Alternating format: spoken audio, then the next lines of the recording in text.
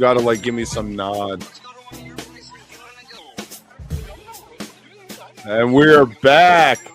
So he sent me a thing and he was like, we should do a microdose on this. And I was like, this is right up our alley. Rolling Stone put out another garbage list today, the 30 best Grateful Dead shows ever. I have not seen it, so T and I are going to run through it together. Take it away, T. All right, I will bring it up here in a second. I'll just give you a little bit more info.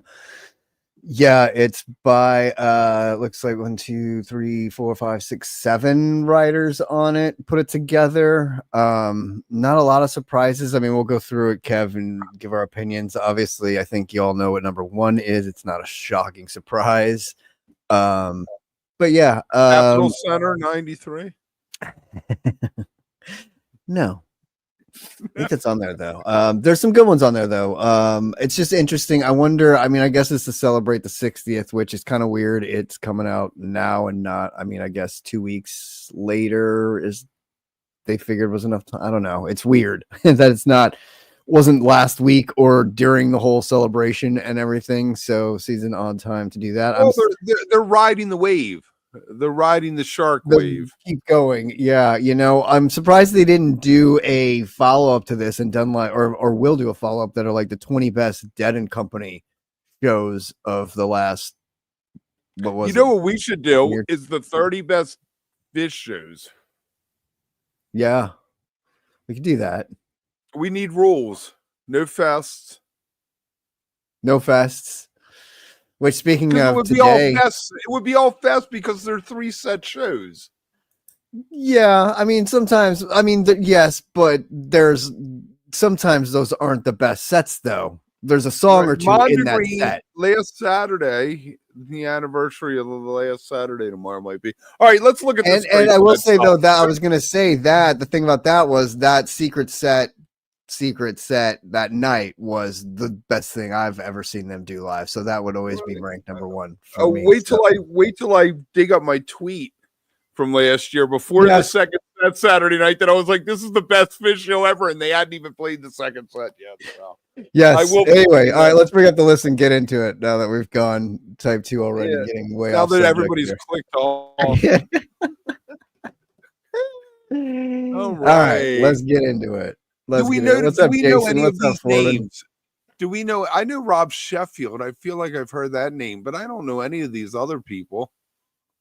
Will Hermes. It's not like it says David Gans and Lambert and Matt Bush and right. Actual authority of these. Speaking of Matt Bush, check out Live on Wednesday night because our guest will be Matt Bush, and we're going to get into all kinds of crazy stuff. Yes. All right.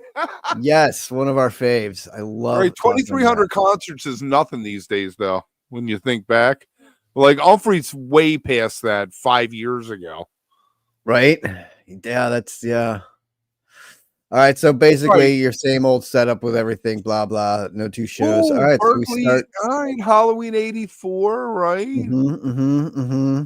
Is this the Dark Star night? Let's see if I can just scroll this down. Let me scroll it. There it is. Dun dun dun dun dun. No, Superstitious. Jerry's voice, Rob. Boogie Heart don't ease me in. Blah blah blah. But the nice thing about some of these is. Foreman, we just went over that. So the pickers are these 5 people that we do not know. 6 people, 6, 7. We think we know Rob. Rob, call us if we know you. We can have you on to talk about this.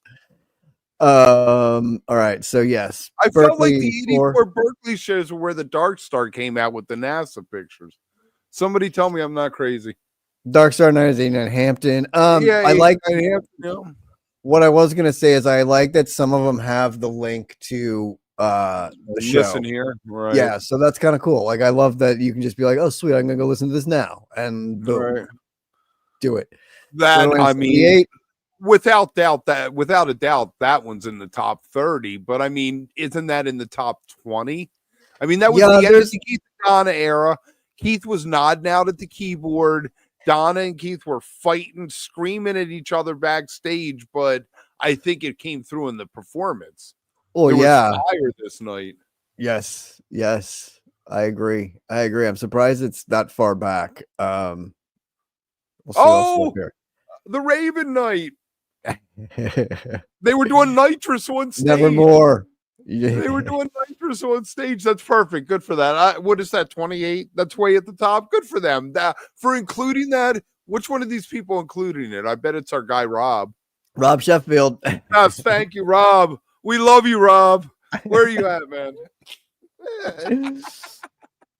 Oh, it says that? Why does it say that? I hit it. It said it was on. Oh, you're right. It does say that.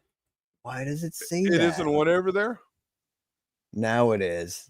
All right, you're right, we're going to just have to download and upload again. Yeah, we'll download and upload it. But just let it run live.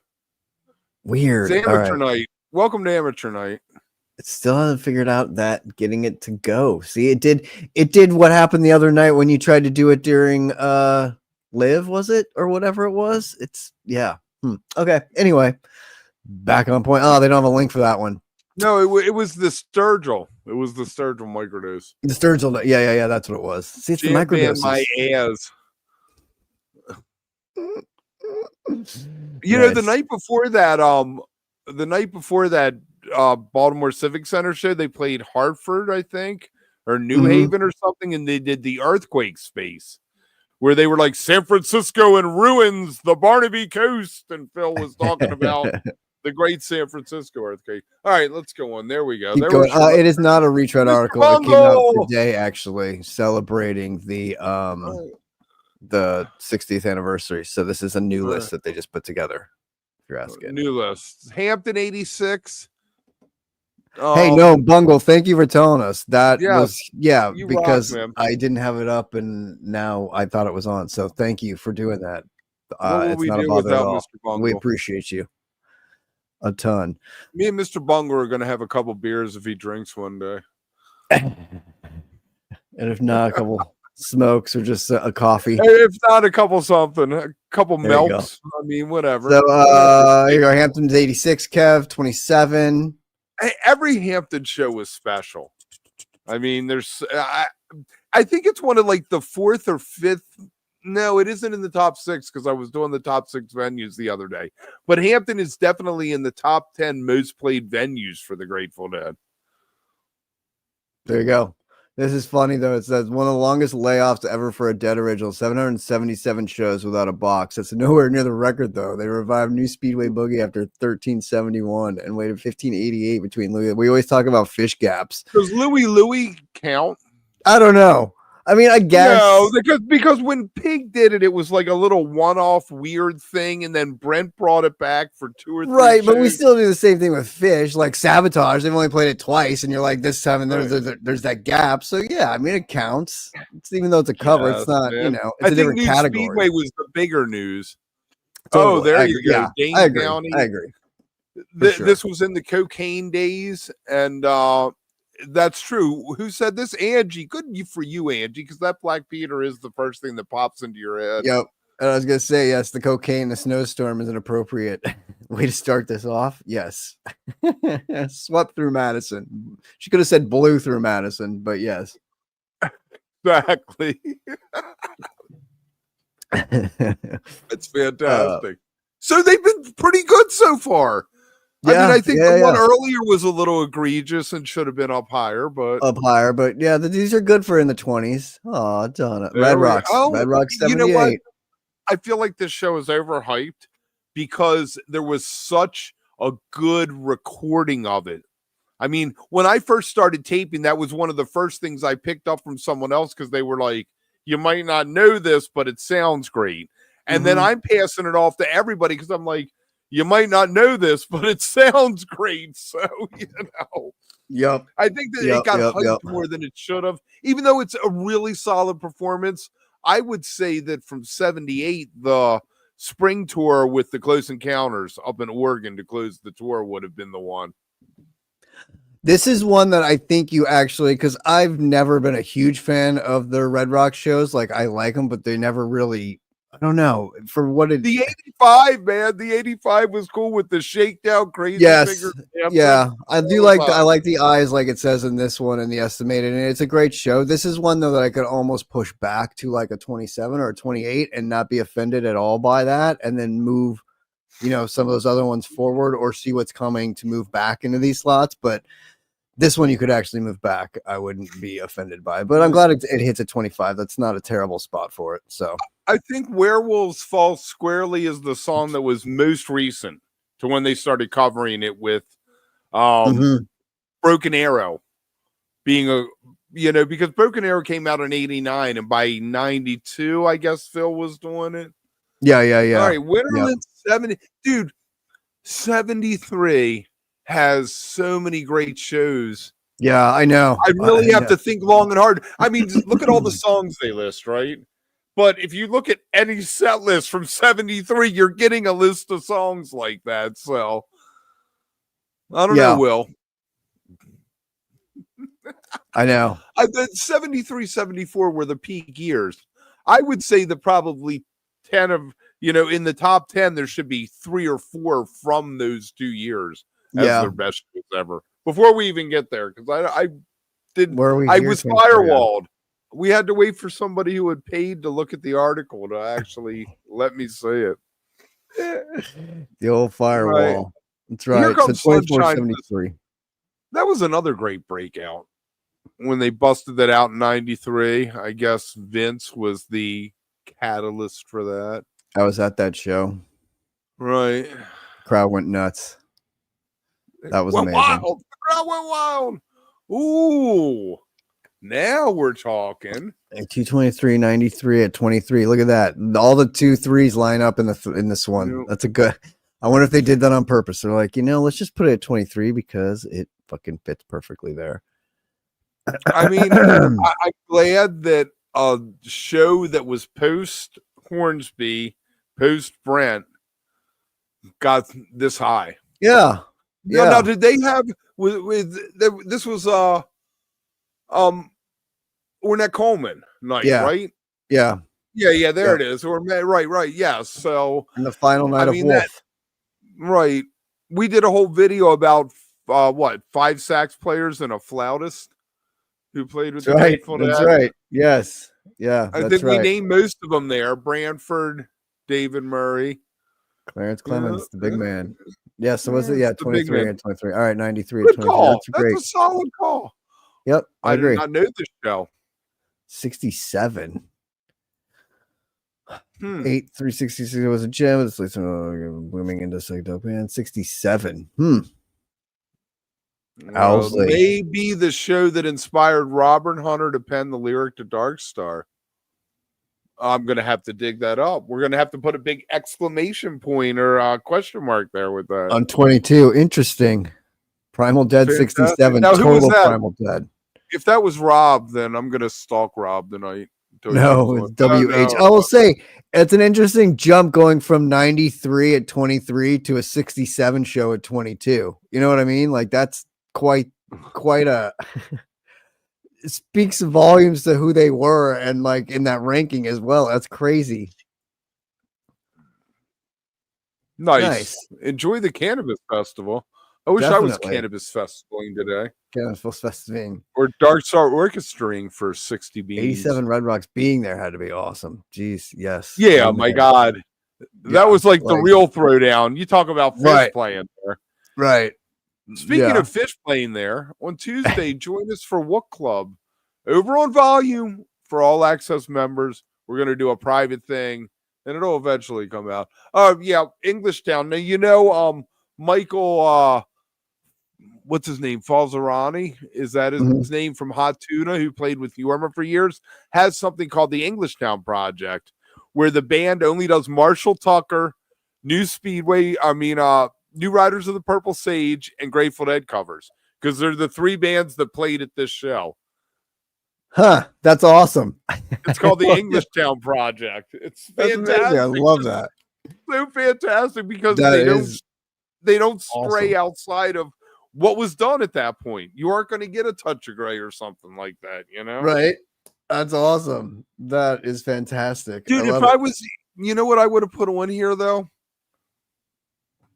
Watkins Glen sound check jam. One set, 70 minutes, probably some of the finest Grateful Dead in that jam they did. that improv jam that's like 23 minutes. That's just out of nowhere. It's like the Beautiful Jam from The Day I Was Born that they did. That just came out of nowhere. They played it once and you never heard it again. It just back in the ether. Yep. Completely. Dude, this thing's going to go a half hour, maybe 45 minutes. Yes. We can talk dead all the time. That's what we always say. Anyway. We can talk dead. We love it. Young Sherman. I love that it's a 70. I love that it's a 77 though, like an off, sort of sounding 77 show, which is great. So it kind of gives you that. And at 21, it might be a little high for that, but it's all right. Like you take it before it hits inside the top 20. So legendary because of the size of the show. Yeah, I was going to say the largest concert ever or something like that at that point. 102,000 at that point. Yeah. So I mean, I think that has a lot to do with that too. So, and it's Dick's. I bet you they oversold. Hey, it's a Betty board. 60,000 limit. They sold 102. Right. Yeah. Completely. It's a Betty board show though. Betty comes up a few times in some of these. They talk about. We should get her one. I really need to I know. We've talked about that. Well, we're gonna have to put Matt on the spot one Wednesday. Right. Be like, dude, put us in touch with fucking Betty. Here's your Watkins Glen. Look at that Watkins Glen. There you go. Yes, I nailed it. What is it? The sound check jam or the actual show from the day next? Let's see. Oops. 600,000. One from this is the actual show. This is the show from the next day. It's the 28th, right? Scroll back up there for me. 727, 73. So the 26th was the sound check, or was the sound check early on the 27th, and then the band, the Almonds, and the Grateful Dead played after? It's insane. I thought it was the day before. I mean, just the encore, Not Fade Away, the Mountain Jam, Johnny Be Good, the 90-minute, like that's just, we always talk about encores and like, are they necessary? But that's where the Grateful Dead legend in the 80s. I mean, in the 80s, they were not doing that, but the legend was they do 90-minute encores, man, Third set. It was a selling point. It was definitely a selling point. Totally. Yes, totally. 8173 did have the Dark Star Eyes. Was that one a China Doll too, James? That ended in the China Doll after it? I think it was, wasn't it? I think it was. The Dream Bowl. Wow, 69. Dude, all the Fillmore shows in 69. Pepper in some of those old ones. Why did they say this? All right, what's the thing? Shortly before the Dead settled in for 2 nights at this music hall just north of San Francisco, the Dream Bowl had been converted from a country bar to a rock and roll haven. Nice. Window shattering volume. It's nearly ramped up sound system. I wonder if they had a barricade since it used to be a country bar. Right. Pigpen doing that rag. No, Pigpen, that is not a Pigpen showcase. David, you're done. Boom. You're bottom of the list of reviewers on this. That wasn't a Pigpen tune. Jerry sang it. Come on, Rolling Stone. What the hell is going on here? What the hell? Shrine 68. Oh, there you go. Wasn't that? Yeah, that was from the vault, right? Yeah. Man, I wore that thing out. Yeah. I wore it out more than the first one, which the anniversary was the other day of the Great American. It was the 50th anniversary of that Great American. But this is a fantastic. I will say the Good Morning Little Schoolgirl is just so problematic, to say the least. That I don't know, man. And bands still you know what, Kev? You could make an album, at least a set list of problematic. Oh my God, I could make a 4-show run of problematic songs. Well, I mean, just from sort of like just from this band, even just from mostly Bobby songs, you could right. Mexicali and Good Morning Little Schoolgirl for the win. God help us, we're getting shot. The shrine, though, that deserves to be where it is. Yeah. Yep. Fillmore 71. Oh, that definitely. Is that the Beach Boys night? Yes. Riot and Cell Block 9. That's the night. But it has a second that emotion. that it was 2 or 3 Second That Emotions in 71 they did, and they nailed it so much. I don't know why it didn't like grab into the gear and catch on.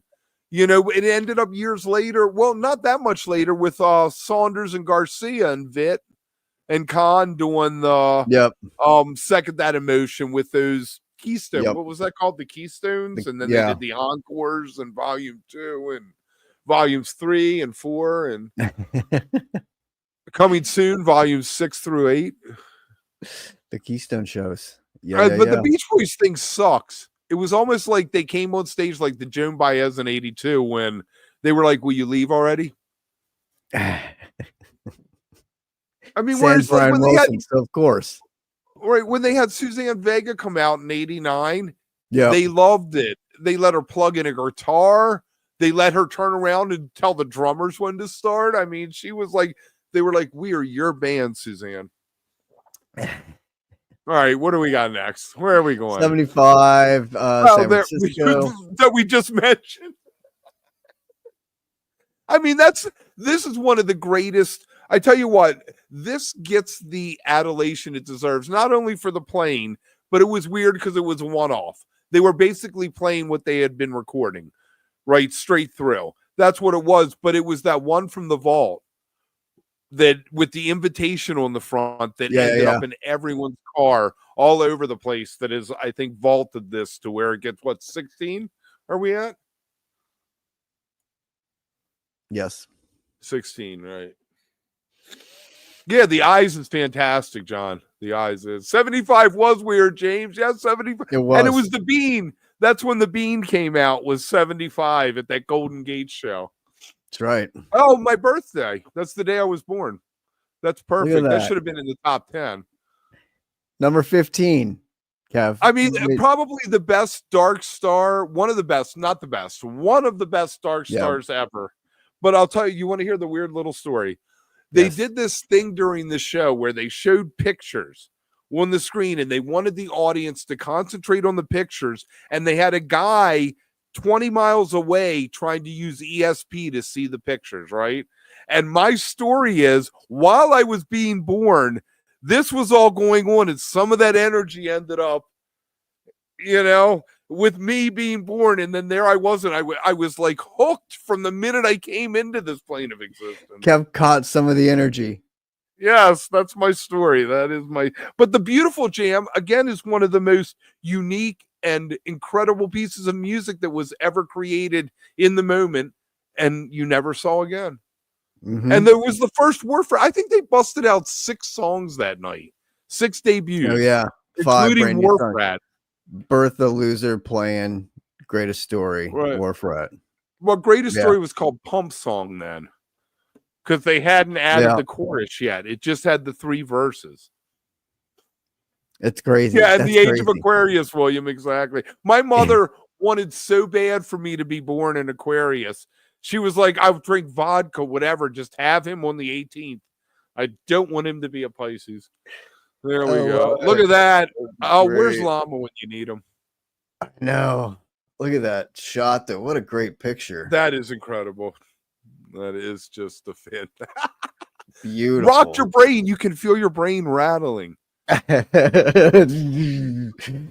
Oh, man. Yeah. Iowa State 74. The Wall of Sound. Hey, by the way, the book on the Wall of Sound that we interviewed, what's his name? Brian Anderson. Oh, fantastic. So good. My God. So check good. The interview out, buy the book from him. We're going to try to have him back on sometime soon.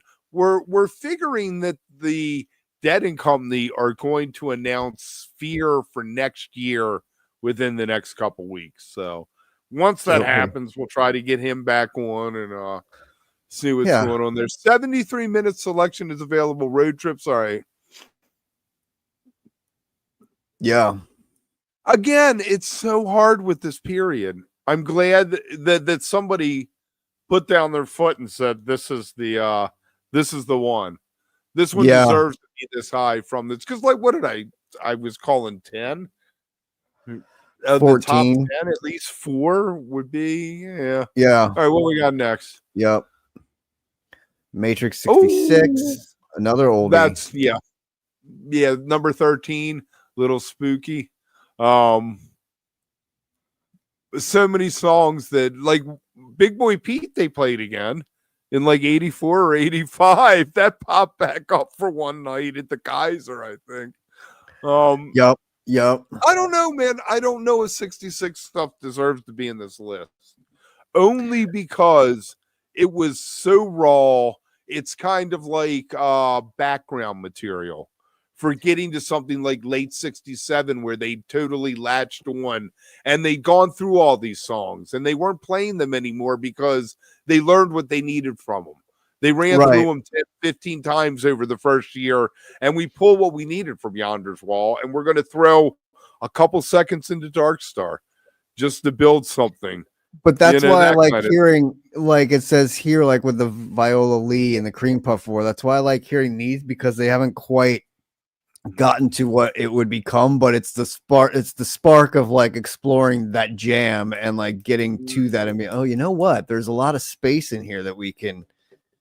You know, I've always been really glad that Golden Road and Cream Puff War did not show up after the first year, because again, to what I said, they wrote, all of a sudden they were writing New Potato Caboose and Cryptical Envelope, you know, and they didn't need that, or Alligator. They didn't need the blues songs anymore. They had Alligator Caution, which was the evolution of those, which came from where those started at. So it was brilliant to see that and that quickly to change from those to that.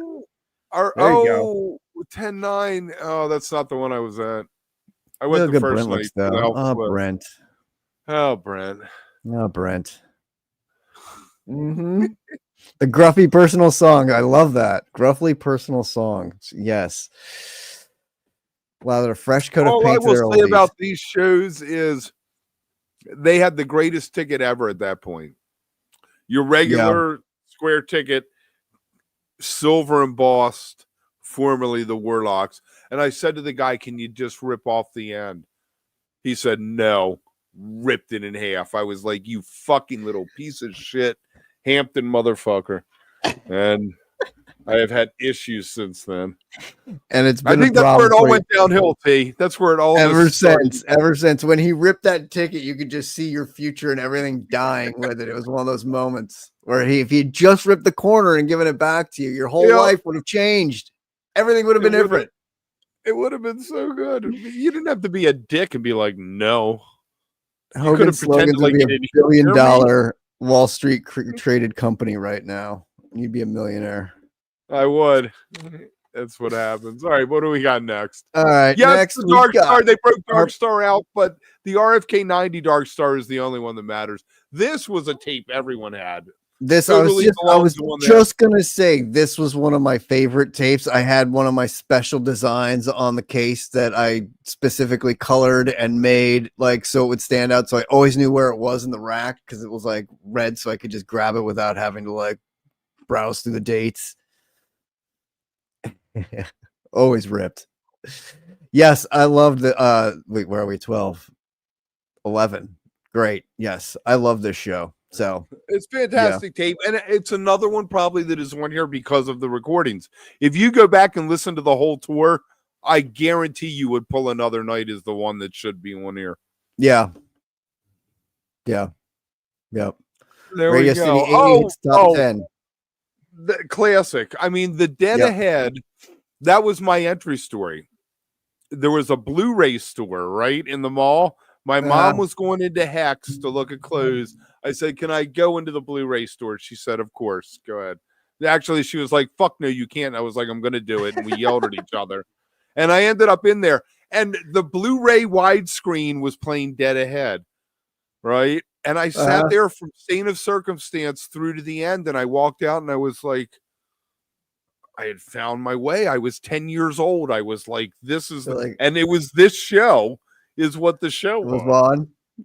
The Fire on the Mountain. Yes, that 5270 is a dick's pick, William. Yes.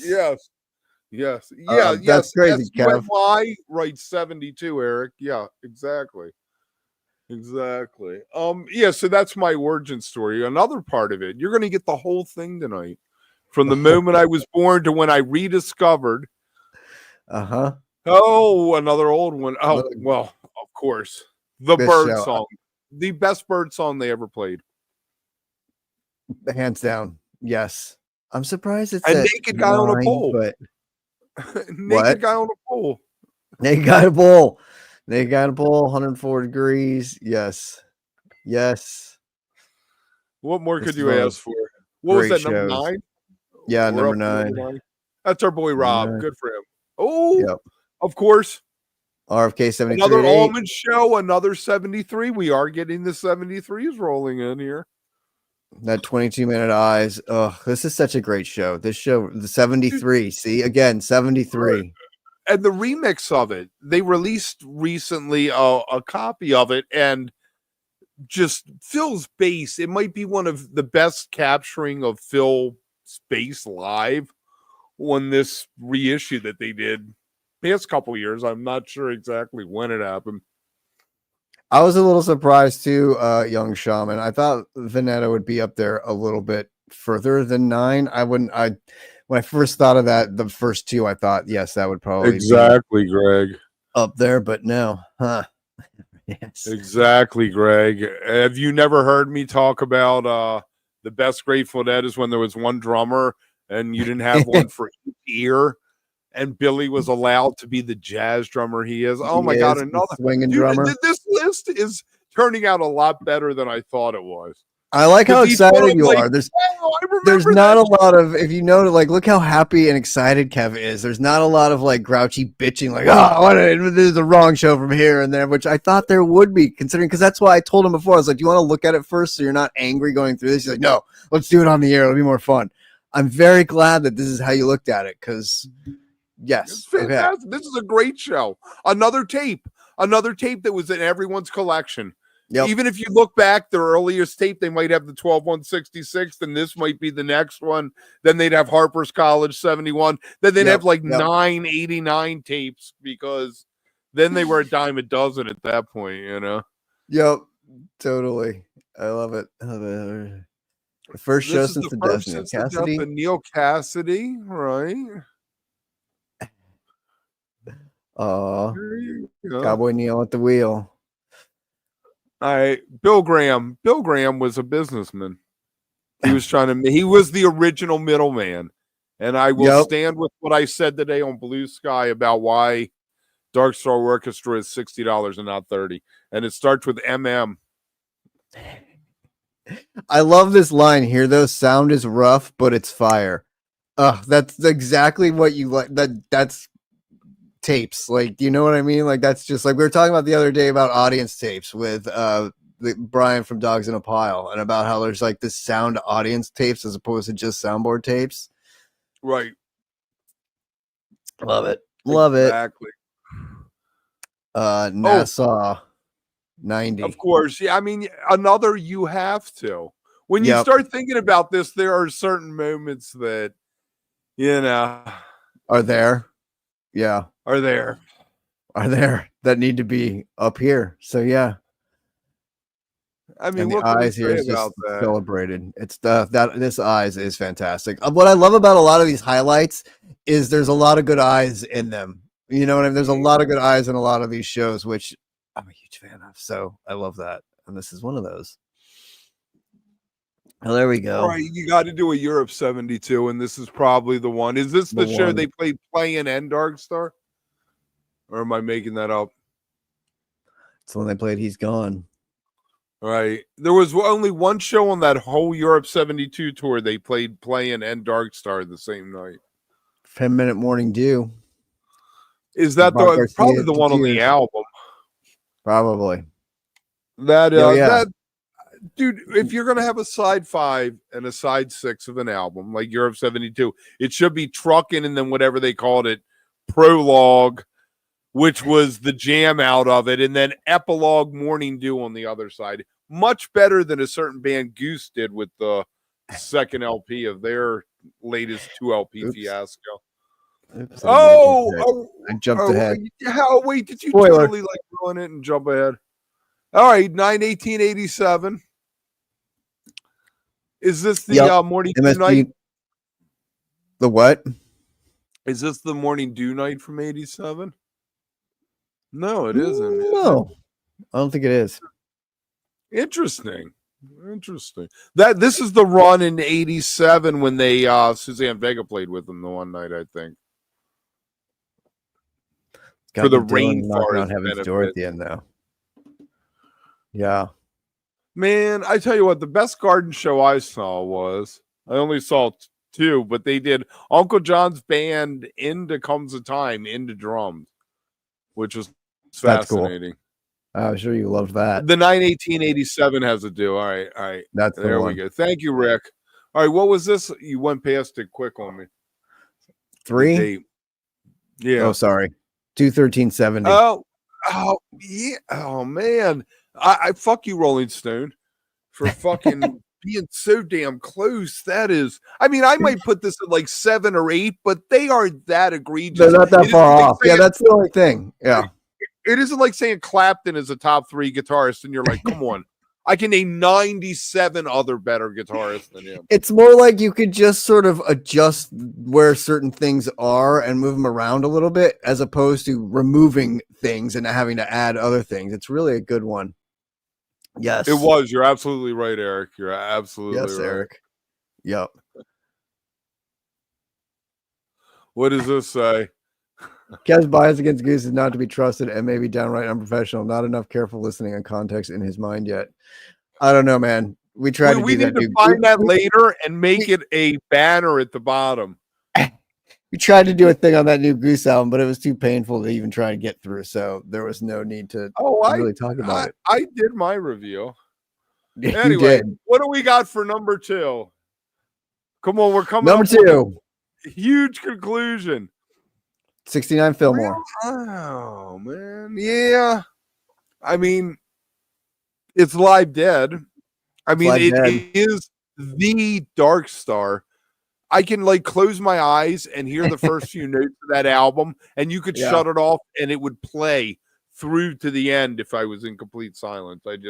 I know that like the back of my hand, and it's one of the most beautiful things ever. And you know the story, right? Jerry pushed Phil down the steps. We always talk about it because he said it was horrible, and they ended up on the album. Yep. Oh, that's fantastic. Yep. Absolutely love it. There you go. As we all know. Well, I do not think Cornell is the best show they ever played. I'm sorry. That 77 tour. 77 was sorely lacking here. The Buffalo was, I think, a better show. The run.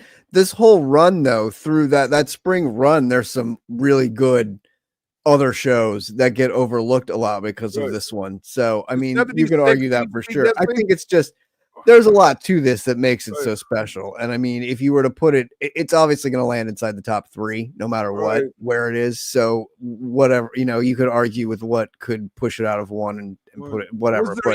Was there even a 76 show on here? I mean, come on. Yeah, there was. There was. Right. We can go back up and look real quick, but yeah, there was. I mean, hey, it's in the Library of Congress, Kev. See, disagree with us? Take it up with the Library of Congress, where it's in the National Recording Registry. Let's see if I can find it here, though. I don't know what AAT is, my man, to boot.